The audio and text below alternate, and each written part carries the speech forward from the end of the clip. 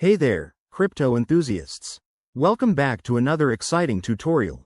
Today, we're tackling how to send BNB from Coinbase to XMO in 2025.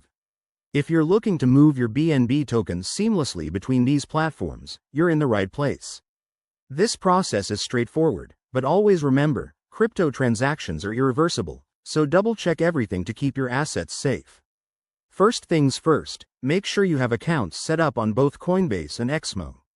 If you haven't already, sign up and verify your identity. It's a quick step that ensures smooth operations.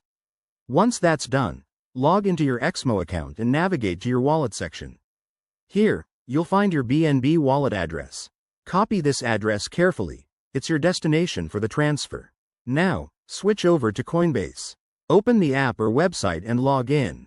Head to the Send or Transfer option, usually found in the main dashboard. Select BNB as the asset you want to send. You'll be prompted to enter the recipient's address. Paste the one you copied from XMO. Next, input the amount of BNB you wish to transfer. Be mindful of any network fees. In 2025, BNB transactions typically use the BNB Smart Chain, so choose that network to keep costs low.